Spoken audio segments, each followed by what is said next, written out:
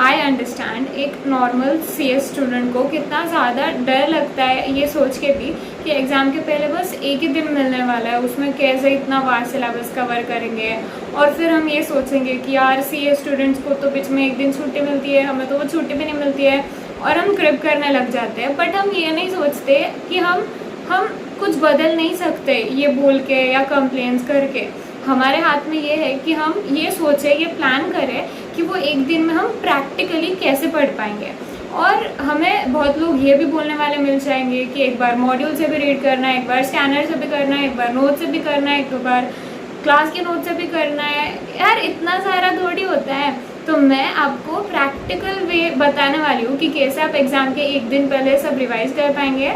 और आपको वो सीक्रेट बताने वाली हूँ जो वो बच्चे जो रिवीजन कंप्लीट कर पाते हैं और वो बच्चे जो रिवीजन कंप्लीट नहीं कर पाते फिर डर जाते हैं और एंड में सब मैसअप कर देते हैं, ये दोनों को जो डिस्टिंग्विश करती है वो सीक्रेट आपको बताने वाली हूँ। देखो बात ना बहुत इजी स्ट्रेट फॉरवर्ड है, बस टाइम मैनेजमेंट और प्लानिंग। सपोज आप एग्जाम से घर पे आए और आप अभी ये सोचने से शुरुआत कर रहे हो कि मैं कहाँ से स्टार्ट करूँ रिवाइज करना, तो आधा एक घंटा ये सोचने में ही चले जाएगा और उसके बाद स्टार्टिंग से ही आपका कॉन्फिडेंस लूज हो जाएगा और फिर स्टार्टिंग से ही आपका कॉन्फिडेंस लूज हो जाएगा और फिर वो उतने जोश के साथ पढ़ाई नहीं होती है।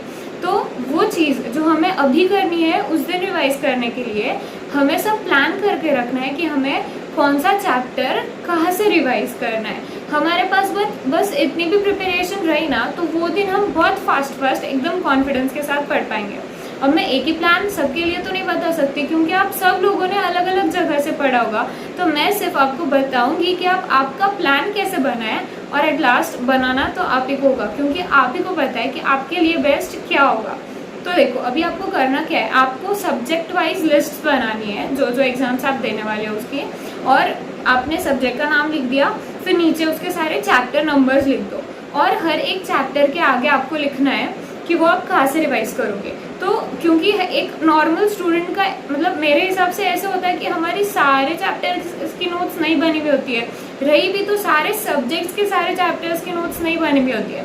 तो हम कुछ मॉड्यूल से करते हैं, कुछ नोट से करते हैं, हमने अलग अलग जगह से पढ़ा हुआ रहता, तो हम ऐसे एक ही फॉर्मूला नहीं लगा सकते। तो इसीलिए हम ये टेक्निक यूज़ करेंगे। हर चैप्टर के आगे आप अपना लिख दो कि आपने कहाँ से पढ़ा है या आप कहाँ से रिवाइज करने वाले हो। फॉर एग्जाम्पल आपने कोई चैप्टर पढ़ा है और उसकी नोट्स बना के रखी है और आपको पता है कि आपको वही नोट्स से रिवाइज करना है एग्जाम के पहले, तो वो चैप्टर नंबर के सामने नोट्स लिख के रख दो। फिर अगर कोई चैप्टर है जिसके आपने नोट्स प्रिपेयर नहीं करी है पर उस चैप्टर की आपके पास किसी अच्छे टीचर की नोट्स है जो आपने थोड़ी पहले देख के रखी और आपको पता है कि दिस इज बेस्ट, मतलब एकदम न्यू नहीं रहेगा वो एग्जाम के दिन, तो वो चैप्टर के सामने वो टीचर के नोट्स ऐसे लिख दो।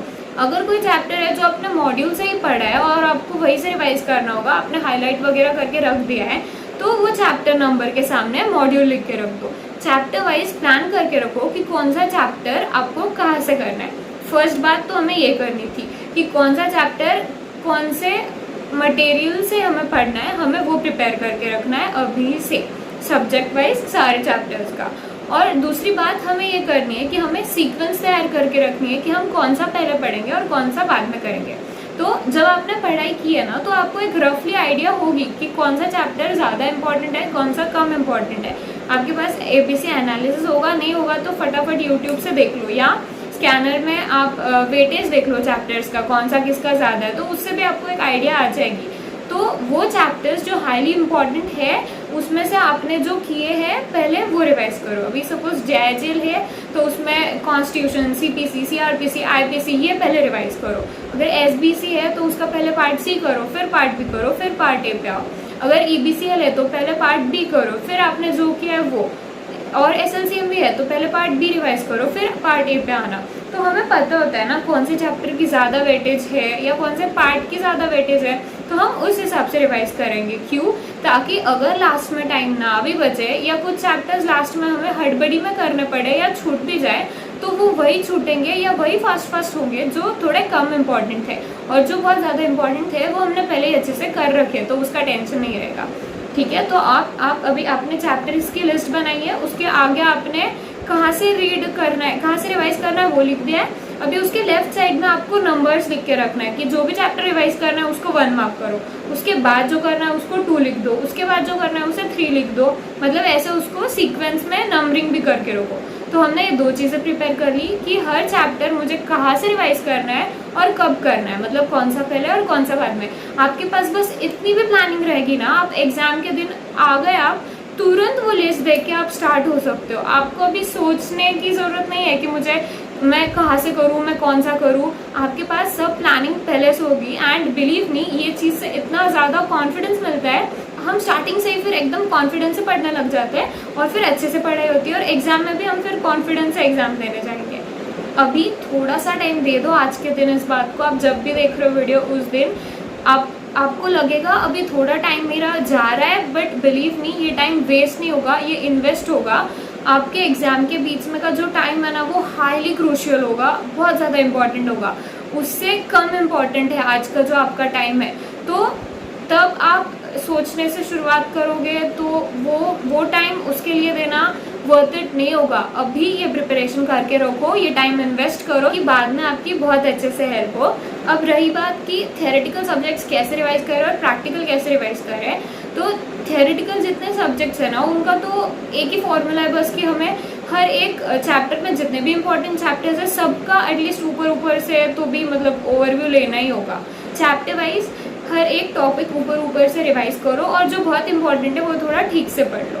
अब प्रैक्टिकल सब्जेक्ट CMA, FSM और टैक्स ये ऐसा है ना कि कहने को तो प्रैक्टिकल सब्जेक्ट है, बट इसमें थियोरी बहुत ज़्यादा है, तो काइंड ऑफ थियोरेटिकल ही हो गया।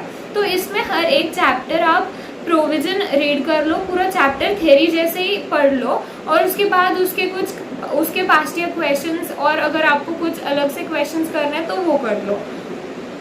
और अभी FSM और अकाउंट्स, तो इसमें SM तो हमें थियोरी जैसे ही पूरे चैप्टर वाइज सब रिवाइज करना है, और FM और अकाउंट्स का कैसे करना है, हमें उसके थियोरी पे इतना ज़्यादा टाइम नहीं देना है। एक तो अमित टाडा सर के एंड गेम नोट्स पढ़ लेना, तो एंड गेम नोट्स तो बिल्कुल मत भूलना, और सारे चैप्टर्स के जो फॉर्मूलाज है वो फॉर्मूलाज एक बार अच्छे से रिवाइज करने हैं। और अमित टाडा सर ने वो प्रैक्टिकल कि सारे प्रैक्टिकल क्वेश्चंस जो है ना उसकी एक शीट बनाई है, हर एक टाइप का एक क्वेश्चन लिया है, तो वो शीट भी कर लेना, तो आपके प्रैक्टिकल्स की अच्छे से उससे तैयारी हो जाएगी। और थियरी जो है वो एंड गेम नोट से कर लेना, और इसके साथ अगर आपने कोई अलग से नोट्स बनाए तो वो पक्का रीड कर लेना।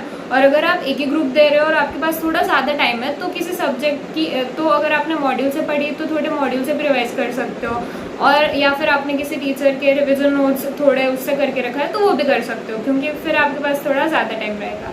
आई होप ये ट्रिक आपको बहुत ज़्यादा हेल्प होगी। जल्दी मिलेंगे दूसरे वीडियो के साथ। कोई भी डाउट रहा तो मुझे मेल या कमेंट करके बताना। Happy studies.